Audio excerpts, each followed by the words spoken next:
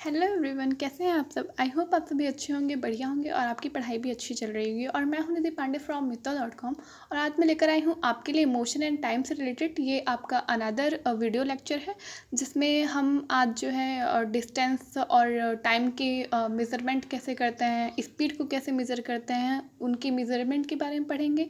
And हम जो mostly जो पॉइंट के बारे में हम आज डिस्कस करेंगे वो हमारा रहेगा डिस्टेंस टाइम ग्राफ। तो इसमें हम कुछ इस चैप्टर में कुछ बात करें मोशन और टाइम में हम नया क्या पढ़ने वाले हैं, तो हमारा एंड ऑफ द लेक्चर में नया ये होगा कि हम time graph, distance time graph के बारे में हम इसमें पढ़ेंगे। और इसी डिस्टेंस टाइम ग्राफ के बारे में जब मैं आपको इसमें बताऊंगी तो आपको बहुत अच्छे से इस पर ध्यान देना होगा, क्योंकि ये डिस्टेंस टाइम ग्राफ जो है आपका बहुत मेन टॉपिक है इस चैप्टर का। इसमें हम मोशन और टाइम से रिलेटेड अगर जो टॉपिक की बात करें तो इसमें जो डिस्टेंस टाइम ग्राफ है ये आपका न्यू टॉपिक है, बिकॉज क्योंकि मोशन क्या होता है, टाइम क्या होता है, स्पीड क्या होता है, इन सब से रिलेटेड कुछ कुछ चीज़ों के बारे में तो हमने क्लास 6 में ही पढ़ रखा था। तो इसमें कुछ नया नहीं हम जान रहे थे कि मोशन क्या होता है, टाइम क्या होता है। इसके बारे में हम सुने भी हैं और जानते भी थे, बस हमने पढ़ा नहीं था उसको। ठीक है, हम कहें एज अ डिफिनेशंस के फॉर्म में, एज अ प्रैक्टिकल के फॉर्म में हमने उसको टाइम के बारे में ये सभी हमने पढ़ा था। प्रीवियस 6 क्लास में हमने इन सब के बारे में पढ़ा था। तो आज हमें जो पढ़ना है वो मेजरमेंट ऑफ स्पीड से हम आज स्टार्ट करेंगे। एक रिवीजन ले लेते हैं जल्दी से कि स्लो और फास्ट मोशन क्या होता है। इसके बारे में कल हमने पढ़ा था। ठीक है, आपने अगर जो वीडियो लेक्चर नहीं देखा तो आप वो वीडियो लेक्चर जाके देख सकते हैं, या उसका लिंक मैं डिस्क्रिप्शन बॉक्स में डाल दूँगी। ठीक है, तो स्लो और फास्ट मोशन के बारे में हमने पढ़ लिया था। और ये क्या होता है, बस कि आप स्लो और फास्ट मोशन जान सकते हो ना, कि आप इसको प्रैक्टिकली कह लो कि जैसे आप किसी को कहते हो यार क्यों इतना स्लो मोशन में है, तो डैट मीन्स उसकी स्पीड किसी भी वर्क में एज़ कम्पेयर टू, आप अगर जो खुद से कंपेयर करो उसकी, तो इट मीन्स सामने वाले की स्पीड आपसे कम है, तभी तो आप उसको कहते हो कि कितने स्लो मोशन में क्यों है यार, फास्ट कर थोड़ा ना। तो इससे आप यहाँ पर इससे कंपेयर कर सकते हो फास्ट और स्लो मोशन का, बिल्कुल डीप में और किसी एग्जाम्पल की तो ज़रूरत ही नहीं है। यहाँ वर्ड से ही क्लियर हो गया स्लो और फास्ट मोशन क्या है, राइट। हम स्पीड की बात करें तो स्पीड आपने देख लिया था, डिस्टेंस कवर बाई क्या आप जो आपका जो टाइम टेकन होता है, कोई भी व्हीकल, कोई भी ऑब्जेक्ट, एनीथिंग आप कुछ भी ले लो। मैंने आपको ये बताया था कि अपने लैंग्वेज में आप अगर जो स्पीड को डिफाइन करोगे तो ये और भी अच्छी बात होगी, क्योंकि इसमें आप पढ़ रखे हो। ठीक है, अपने लैंग्वेज में डिफाइन करोगे तो इससे जो सामने वाला समझेगा कि हाँ बच्चा कुछ पढ़ा है। ठीक है, तो इसे समझ में आएगा। ये आपका टाइम हो गया था। मेजरमेंट ऑफ टाइम में हमने कुछ पेंडुलम क्लॉक्स के बारे में पढ़े थे। कुछ डिजिटल क्लॉक होते हैं जो कि आजकल आप लोग, ठीक है, डिजिटल क्लॉक देखते हो, आप लोग यूज़ भी करते हो डिजिटल क्लॉक का। ठीक है, क्योंकि ये जो pendulum clock, wall clock type होते हैं वो आजकल नहीं मिलते। मीन्स मिलते होंगे, ऐसी बात नहीं है, बट यूज़ नहीं होते अक्सर, क्योंकि डिजिटल वॉच आ गया है आपका। ठीक है, आपकी हम कहें आपका फ़ोन आ गया, ज़्यादातर मोस्टली फ़ोन होता है, उसमें टाइम से सारे काम टाइम के जो होते हैं फ़ोन से ही हो जाते हैं। तो डिजिटल वॉच भी बहुत कम ही लोग डिजिटल वॉच भी यूज़ करते हैं, सब डिजिटल वॉच भी नहीं यूज कर सकते। तो अगर जो आपके पास फ़ोन है तो आपको डिजिटल वॉच की बिल्कुल भी नीड नहीं है, मैं ये यहाँ पर रिकमेंड करना चाहूँगी। एंड ये आपका टेबल क्लॉक है। ठीक है, टेबल क्लॉक जैसे अलार्म फिट करते हैं सब, ठीक है, टेबल क्लॉक रखते हैं, तो उसके बारे में भी हमने डिस्कस किया था। एंड आप टेबल क्लॉक को अपने फ़ोन में भी सेट कर सकते हो, तो यहाँ पर टेबल क्लॉक की भी बिल्कुल नीड नहीं है। तो दो चीज़ों की जो कि आजकल जिसका मीन्स यूज हम कहें थोड़ा बहुत किया जा रहा है, पर उसकी आपको बिल्कुल भी नीड नहीं है। That is your table clock और डिजिटल क्लॉक। आपको टेबल क्लॉक और डिजिटल क्लॉक की यूज़ करने की नीड नहीं है। एंड फिर हम बात यहाँ पर करेंगे ऑसिलेटरी मोशंस क्या होता है। उसको मैंने बताया था ए टू बी राउंड कर रहा था कोई पार्टिकल, कैसे फ़ैन में मैंने उसको एग्जाम्पल देके बताया था कि फ़ैन में जैसे आप एक ऑब्जेक्ट को डाल दो। और मैंने ये भी बताया था आपको, ये कमेंट बॉक्स में कमेंट करके बताना है कि पेंडुलम, मैंने आपको पढ़ाया था कि पेंडुलम के अंदर का जो पार्ट होता है उसे क्या कहते हैं। कुछ बी से उसका नेम होता है, मैं यहाँ पर आपको इंडिकेट कर दे रही हूँ, थोड़ा सा हिंट दे रही हूँ, आई मीन कि 20 उसका नेम होता है, बट व्हाट इज़ दिस आप कमेंट बॉक्स में कमेंट करके ज़रूर बताना, राइट। मूविंग अहेड, हम ज़्यादा टाइम वेस्ट ना करते हुए हम चलते हैं अपने मेन टॉपिक की तरफ, that is measurement of speed. Measuring of speed में हमें क्या देखना है कि हम ये पढ़ेंगे कि स्पीड क्या होता है। स्पीड का फॉर्मूला जस्ट था कि distance cover by an object vehicle, कुछ भी आप ले लो, एंड टाइम टेकन बाई। ठीक है, मीन्स उसके द्वारा जो टाइम टेकन किया जा रहा है, जो समय लग रहा है डिस्टेंस कवर करने में, जो समय लग रहा है उसका हमें अपॉन कर देना है, हमारा निकल के आ जाएगा, स्पीड निकल के आ जाएगा। स्पीड की यूनिट के बारे में आज तो हमने पढ़ रखा था। जैसे आपका डिस्टेंस किलोमीटर में आप चल रहे हो और आपका टाइम टेकन लग रहा है आपको 1 आवर, तो किलोमीटर अपॉन हावर लिखकर आपकी यूनिट निकल आई। किलोमीटर पर हावर आपका क्या हो गया, आई मीन किलोमीटर पर टाइम लिख दो आप, उसकी यूनिट हावर यूज कर सकते हो। तो किलोमीटर पर आवर आपका क्या हो गया था, आपकी स्पीड की यूनिट निकल के आ गई थी। यहाँ पर आपको मेज़र करना है, बट तो मेजरिंग में आपको क्या करना है, जैसे आपको मैं एक एक्टिविटी से स्टार्ट करती हूँ, जो कि आपका यहाँ पे देख रहे हो, आप एक बाय बनाए। तो इसमें मैं ज़्यादा डीप में रीड करने नहीं जाऊँगी, क्योंकि रीड आप कर सकते हो खुद से, ठीक है। मुझे बस मेन इसमें कंसेप्ट और पॉइंट्स पे ही फोकस करना है, कि आपको बस वो अच्छे से समझ में आ जाए, राइट। सो एक क्विक व्यू लेकर मैं आपको इसका सिर्फ एक कंसेप्ट क्लियर करने में ही ज़्यादा मैं फोकस रखूँगी, राइट। तो यहाँ देख रहे हो आप, एक लड़का बैठा है, ये क्या कर रहा है, ठीक है। तो आपको क्या करना है, एक चॉक पाउडर लेना है, या फिर यहाँ पर लाइम वर्ड का यूज़ किया गया। तो लाइम मीन्स होता है चूना, ठीक है, मीन्स वाइट कलर का चूना टाइप का जो होता है। तो लाइम की बिल्कुल भी आपको नीड नहीं है यूज़ करने की, क्योंकि चॉक पाउडर जो होता है वो सफिशिएंट है कोई भी एक्टिविटी करने के लिए। तो लाइम को आप टच भी मत करो, राइट, क्योंकि आपके लिए हार्मफुल हो सकता है।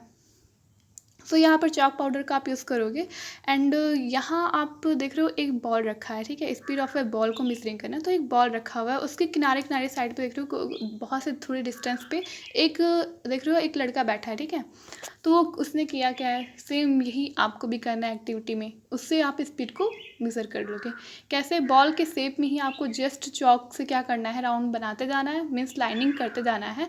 और कुछ दूर तक, बहुत दूर आप मत जाओ, बस थोड़ी सी दूर तक आपको क्या करना है, लाइन बनाते जाना है। एंड देन फिर आप खुद मीन्स आप ये एक्टिविटी किसी 2 लोगों के साथ कर सकते हो। आपको अकेले करना पसंद है तो आप अकेले भी कर सकते हो, नो इशू, राइट। सो आप फिर वहाँ खड़े हो जाओ, फिर आपके जो बॉल है वहाँ आप अपने बॉल के पास आ जाओ, एंड बॉल को थोड़ा सा पुश करो, राइट। तो बॉल थोड़ा आगे जाएगी एंड फिर रेस्ट फॉर्म में हो जाएगी, फिर आगे जाएगी, फिर मीन्स जितनी बार पुश करोगे उतनी बार आगे जाएगी, फिर रेस्ट फॉर्म में आ जाएगी, फिर आप पुश करोगे तो फिर वो आगे जाएगी, एंड देन रेस्ट फॉर्म में आ जाएगी। तो आपको बस वही नोटिस करना है कि पुश आप कर रहे हो तो जहाँ पर जाके वो रुक रही है उस पॉइंट को आपको नोटिस करना है। जैसे फॉर एग्जांपल आप ये देख रहे हो, ठीक है। तो इसमें बस बॉल बॉल के अराउंड बस लाइन बनाते हुए दिखाया है। उसके आगे का जो एक्टिविटी में जो जैसे रोल बताया गया करने के लिए प्ले, ठीक है, तो उसमें और नहीं बताया गया कि जिससे समझ में आए कि हमें क्या क्या करना है, राइट। तो आप देख रहे हो आपने पहले चौक तो बना दिया, बस उसके बाद पढ़ के आपको समझ में नहीं आ रहा कि फिर हमें क्या करना है, what do I am, right. तो आपको क्या करना है, स्टैंड, मतलब पहले आप तो खड़े हो जाओ, ठीक है, स्टैंड अप। एंड देन आप क्या करो, फिर आप बॉल के पास आओ, फिर आप थोड़ा सा अपने पैर से बॉल को पुश करो, या आप हाथ से भी कर सकते हो, क्योंकि मुझे लगता है पैर से पुश करोगे तो लाइन जल्दी क्रॉस हो जाएगी, इतनी छोटी इसमें बनी हुई है, और आप भी बहुत ज़्यादा दूर तक बनाने नहीं वाले हो, ये टाइम वेस्ट ही होगा। लेकिन एक्टिविटी तो करनी है समझने के लिए, राइट। सो आप क्या करना कि बॉल को पुश करना और हाथ से पुश करना, राइट। तो बॉल थोड़ी आगे जाएगी and then ball rest form में हो जाएगी,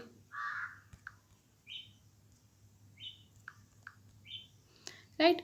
तो बॉल थोड़ी आगे आई, फिर रेस्ट फॉर्म में आ गई। आप टाइम यहाँ पर मेज़र कर लो कि टाइम क्या हुआ। फिर यहाँ पर आपने फिर पुश किया, फिर बॉल आके यहाँ रुक गई, आप फिर टाइम को मेज़र कर लो कितना हुआ। एंड आप यहाँ पर कोई स्केल ले सकते हो, कोई भी मेजरिंग सेंटीमीटर, अगर जो जैसे रोड सेंटीमीटर होते हैं वो भी लगभग आपके पास नहीं होगा तो नो इश्यू, आप स्केल ले लो, क्योंकि आप छोटा लाइन बनाना तो स्केल वहाँ पर आपको, आपका स्केल जो है वहाँ पर हेल्प कर देगा आपको, ठीक है, तो वो काम आ जाएगा आपके। तो आप यहाँ पर डिस्टेंस को मेज़र कर लो, डिस्टेंस कितना हुआ, एंड देन टाइम है आपके पास और डिस्टेंस है, तो आपको क्या चाहिए स्पीड निकालने के लिए, स्पीड को मेज़र करने के लिए। आप बताओ आपको क्या चाहिए, आपके पास डिस्टेंस भी है, आपके पास टाइम भी है, तो ऑब्वियसली आप यहाँ पर जो है स्पीड को जो है मेज़र कर सकते हो, राइट। तो यहाँ पर आप देख सकते हो कि आपने कितनी ईजली से स्पीड को मेज़रमेंट कर लिया है, राइट।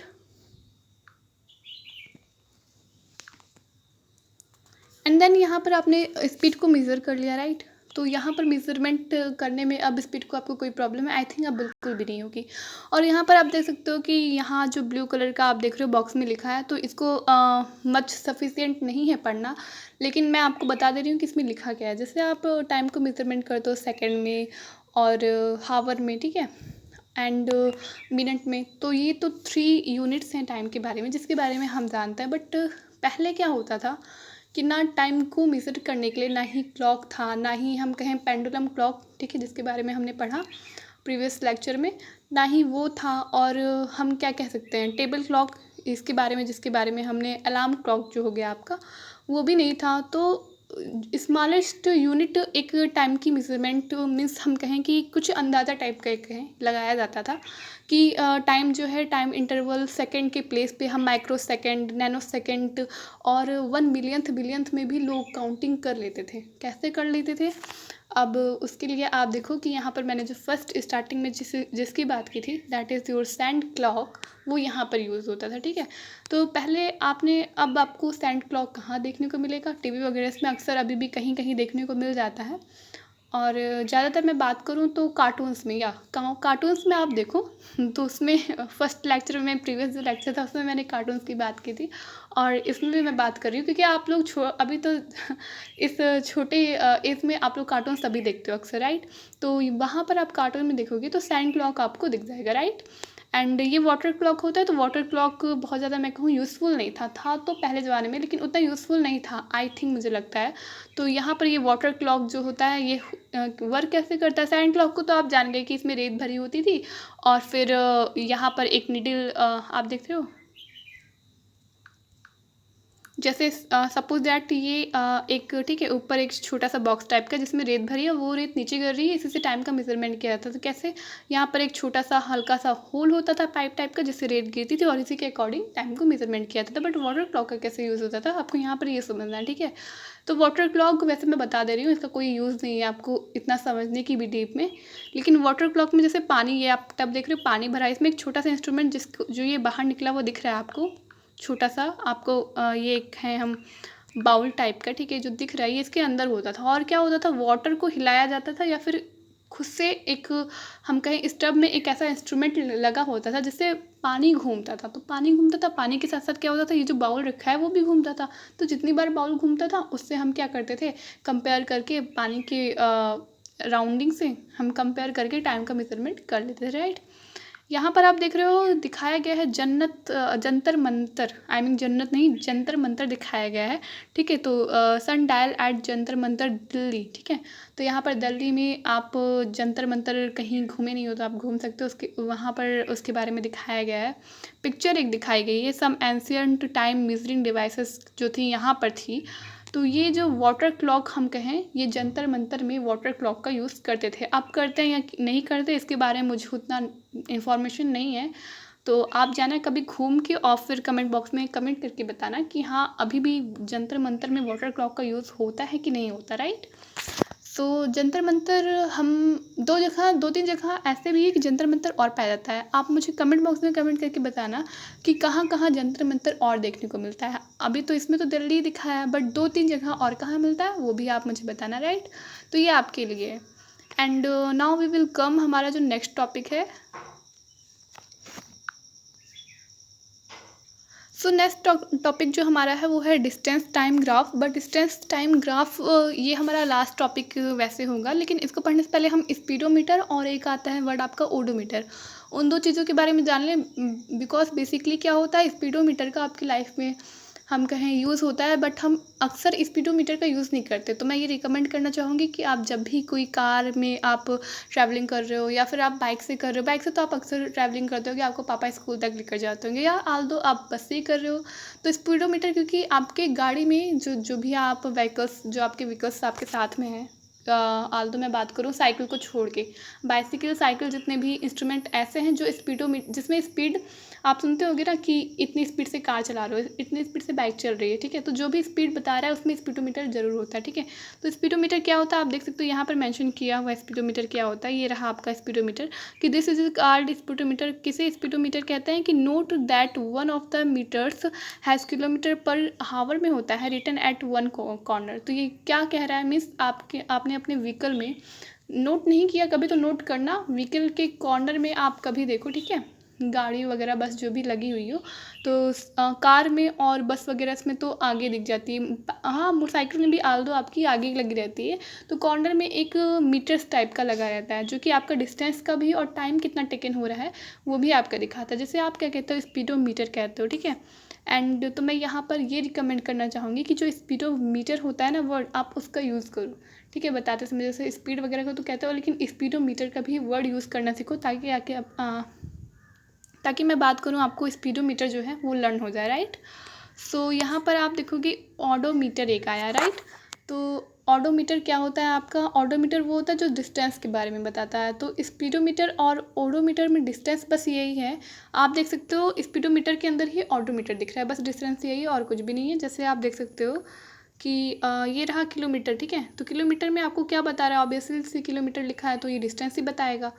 और ये जो आप किनारे किनारे देख रहे हो क्लॉकवाइज, ये घड़ी चल रही है, ठीक है। आई मीन घड़ी नहीं चल रही है, एक सुई लगी हुई है जो कि ऐसे ऐसे चलती है और आपका क्या बताती है? स्पीड बताती है। बीच में आपका डिस्टेंस बताता है और ये किनारे किनारे जो भी मूव हो रहा है वो आपका उसके अकॉर्डिंग स्पीड बताता है। तो ये टोटल जो आप इसे कहोगे डैशबोर्ड कह सकते हो, कि जो कार में लगा होता है, कार में आपका जो डैशबोर्ड होता है, ठीक है।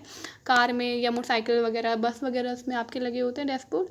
एंड इसे हम स्पीडोमीटर कहते हैं। बट जो इसके अंदर जो ये किलोमीटर बताता है, डिस्टेंस बताता है, उससे हम क्या कहते हैं? ओडोमीटर कहते हैं, राइट। तो ओडोमीटर और स्पीडोमीटर जो व्हीकल्स में होते हैं उसके बारे में आपने आई थिंक जान लिया होगा अच्छे से। एंड स्टार्ट करते हैं डिस्टेंस टाइम ग्राफ से, कि आपका डिस्टेंस टाइम ग्राफ है क्या। सो बात करें डिस्टेंस टाइम ग्राफ की, तो आप देख रहे हो यहाँ पर एक ग्राफ बना हुआ है, a bar graph showing runs scored by a team in each over. तो मैं ये डिस्टेंस टाइम ग्राफ बताने से पहले यहाँ पर क्रिकेट का मेंशन करना चाहूँगी, क्योंकि क्रिकेट बात करें तो बच्चों में ऑब्वियसली बॉयज़ में सबका फेवरेट होता है। गर्ल्स में आजकल हाँ गर्ल्स भी हर फील्ड में जा रही हैं, बट फेवरेट की बात करूँ तो हर बॉयज़ का बचपन से ही लेकर वो बात अलग है कि हाँ हर कोई धोनी और विराट कोहली और सचिन तेंदुलकर नहीं बनता, बट फेवरेट की अगर जो हम बात करें तो क्रिकेट सबका फेवरेट होता है, राइट। तो यहाँ पर रन और ओवर से स्टार्टिंग की गई है टाइम ग्राफ की। आप बुक में भी देखो कि बुक वाला जिसने भी बुक को राइटिंग किया है यहाँ पर, आई मीन टाइपिंग किया है, राइटिंग कह रही हूँ मैं, तो जिसने भी टाइपिंग किया है राइटर ने उसने मतलब यहाँ पर रन्स और ओवर का जो ये टाइम ग्राफ बनाया है वो भी जानता था कि बच्चा पढ़ के इंटरेस्ट लेगा, ठीक है। तो टाइम ग्राफ की आपकी यहाँ से स्टार्टिंग है। आप देख सकते हो ओवर रन से कौन नहीं जानता, ठीक है, कि एक ओवर होता है 2 रन में, आई मीन 2 ओवर में कितने रन बना दिए, फिर 3 ओवर में कितने रन बना दिए, राइट। ये सभी होता है। तो यहाँ पर ये देखिए दिखाया गया है, एक साइड में लिखा गया है आपका ओवर और सेकेंड साइड में आपका लिखा गया है रन, राइट। तो फर्स्ट आप तो ये बताओ, आप ओवर रन ऑब्वियसली से जानते हो। 1 ओवर में यहाँ पर लिखा है, यहाँ पर जो बनाया गया है 1, इट मीन्स हो गया कि 1 ओवर में किसी ने 1 ओवर में 1 ही रन बनाए। कितने रन बनाए? मीन्स बहुत कम, ठीक है। 1 ओवर में, क्योंकि कोई क्या, अक्सर आप 1 ओवर में 6 रन बना दो, आपकी सिर्फ बात कर रही हूँ, 6 रन बना दो तो दैट इज़ मैं कहूँ मैक्सिमम, ठीक है, एंड दैट इज़ गुड, ठीक है। ये अच्छा होता है, ये अच्छा परफॉर्मेंस होता है एक मैच के लिए। अगर जो आप एक क्रिकेट मैच खेल रहे हो तो 1 ओवर में आपने 6 रन बनाया तो ये एक अच्छा परफॉर्मेंस आपने दिया, राइट। बट 1 ओवर में 1 ही रन बनाया तो ये कोई परफॉर्मेंस नहीं दिया, ठीक है, ये बैड परफॉर्मेंस हुआ, राइट। सो यहाँ पर 2 रन दिया है, आई मीन 2 ओवर दिया है और इसमें 5 रन, या ये गुड परफॉर्मेंस है, ठीक है। और यहाँ की तो बातें छोड़ो, यहाँ पर 4 ओवर में इसने 10 रन बना लिए, ठीक है। तो ये सभी दिखाया हुआ है। और सबसे बैड परफॉर्मेंस की अगर जो हम बात करें इस टाइम डिस्टेंस टाइम ग्राफ के अकॉर्डिंग, रन ओवर का जो टाइम ग्राफ दिया है उसको देखकर, तो 1 ओवर में 1 रन बना, ये सबसे बैड परफॉर्मेंस था। और सबसे गुड की बात करो तो आप कंपेयर कर सकते हो, 4 ओवर में आपका 10 रन बना, ये सबसे गुड परफॉर्मेंस है, राइट। तो ये आपका क्लियर हो गया, ये टाइम ग्राफ है। एंड यहाँ पर आया है एक पाई चार्ट ग्राफ, ठीक है, जिसे मैं समझा दूँ क्योंकि ये आपको आगे चल के बहुत ही ज़्यादा इस पे बेस्ड क्वेश्चंस आएंगे, आपके ये प्रॉब्लम्स बार बार सामने आएंगे। और अगर जो आप स्पेशली गवर्नमेंट जॉब की प्रिपरेशन कर रहे हो तो आपके टाइम ग्राफ से रिलेटेड क्वेश्चंस आपको ज़्यादातर दिखाई देंगे, ठीक है। तो ये मान लीजिए सपोज आपका सर्कल है, आपको जो मैं जैसा जैसा मैं कह रही हूँ वैसा वैसा आपको मानना पड़ेगा, ठीक है, एज्यूम करना पड़ेगा, क्योंकि आप तभी समझ पाओगे, ओके। सो ये देखो पूरा चार्ट ग्राफ आपको दिख रहा है। अब बताओ, मैंने इसमें से मतलब 1 लाइन कर दिया तो इट मीन्स हाफ सर्कल यहाँ का हो गया और हाफ सर्कल सेकेंड साइड का हो गया।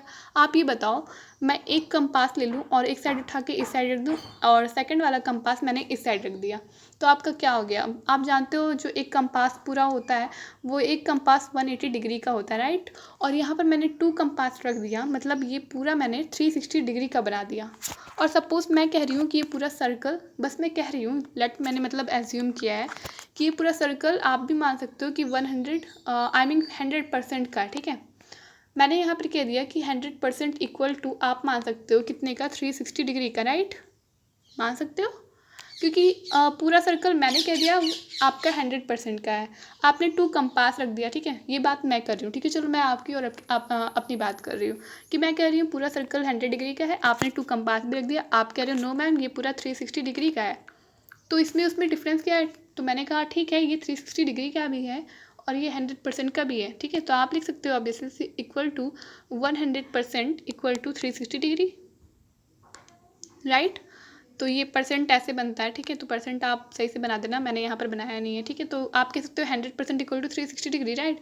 तो यहाँ पर आपको ऑक्सीजन और अदर गैस दिए हैं और यहाँ पर सारे आपके नाइट्रोजन ही दिए हैं।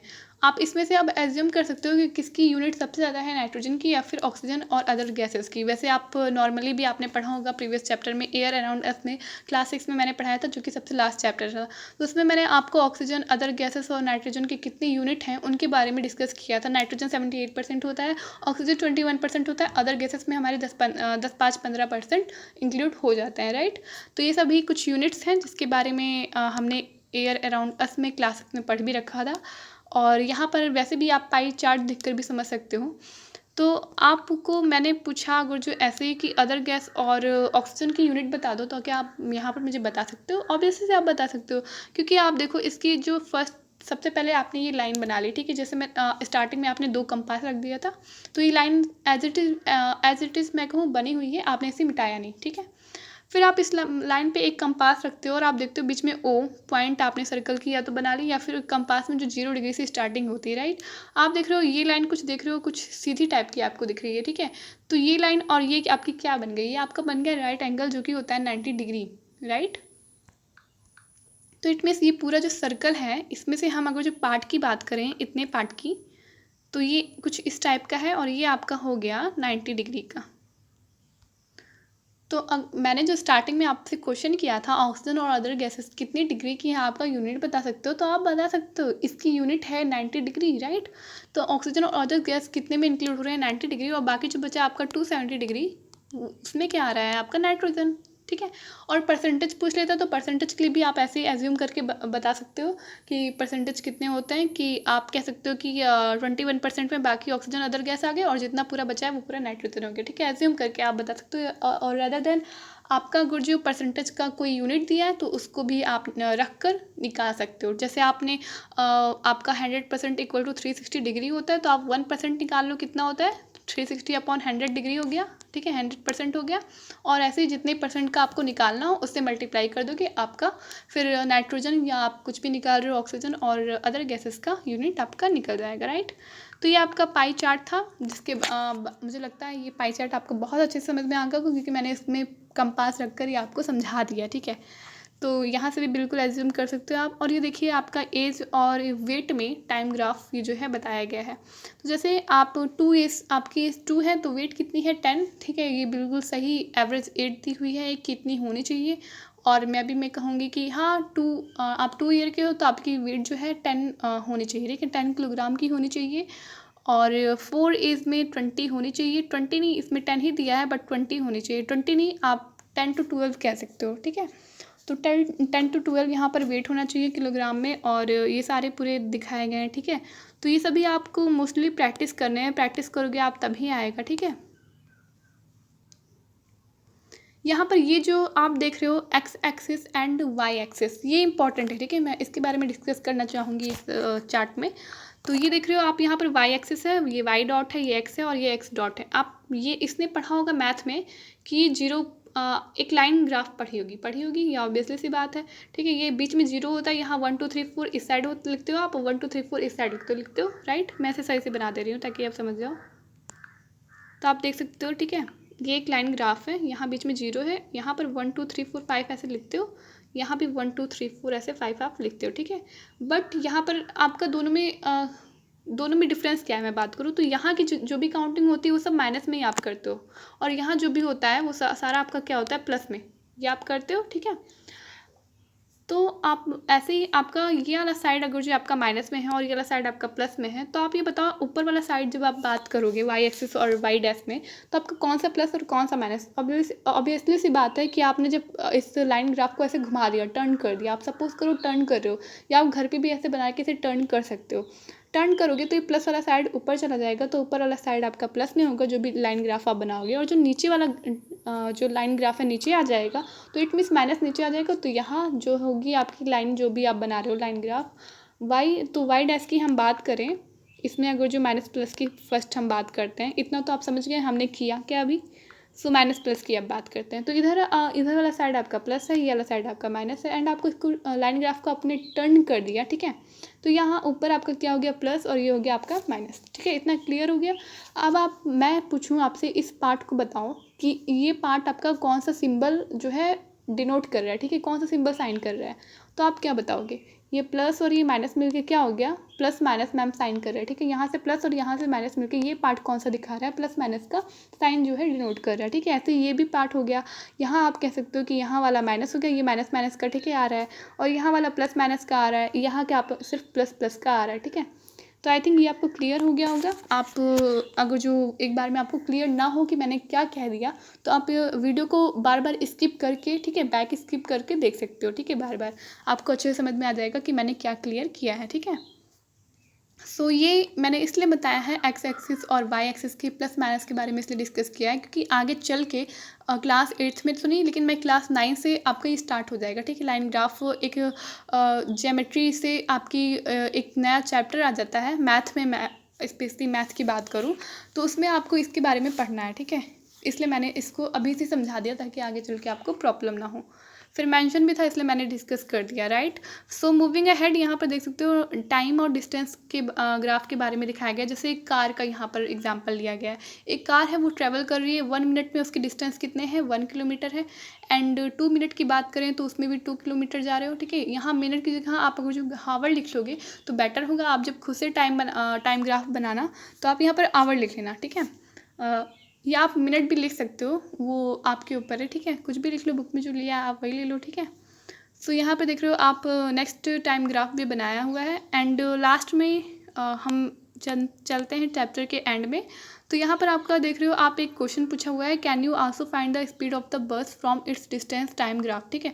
तो यहाँ पर स्पीड पूछा हुआ है, तो यहाँ अलग अलग पॉइंट से अलग अलग टाइम ग्राफ देकर, जैसे देख रहे हो फर्स्ट आपका जो टाइम ग्राफ कार का था उसमें 1 मिनट में 1 किलोमीटर डिस्टेंस बताने के साथ आपका सीधे बता दिया, जैसे कि 1 2 3 4 5 आपने देख रहे हो यहाँ पर आप लिखे हो, राइट, 1 2 3 4 5, और यहाँ भी आप डिस्टेंस लिखे हो। तो सिर्फ यहाँ पर आप टाइम ग्राफ लिखते समय यही डिनोट कर रहे हो कि 1 मिनट में 1 किलोमीटर चल रहे हो, 2 मिनट में 2 किलोमीटर चल रहे हो, राइट।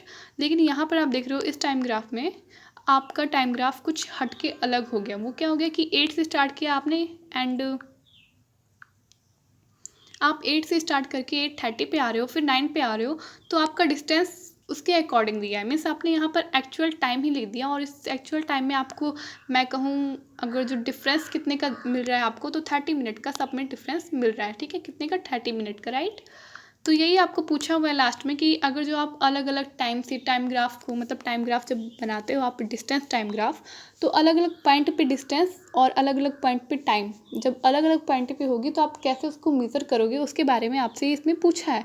तो आप इसको अलग अलग टाइम ग्राफ बनाना, डिस्टेंस टाइम ग्राफ का अलग अलग मेज़र करना, और फिर भी कोई अगर जो आपको प्रॉब्लम आती है, ठीक है, कोई भी डाउट, कोई भी क्वेरी हो, कुछ भी अगर जो डाउट हो तो आप कमेंट बॉक्स में कमेंट कर सकते हो, या फिर मेरे इस नंबर पे मैसेज भी कर सकते हो, ठीक है।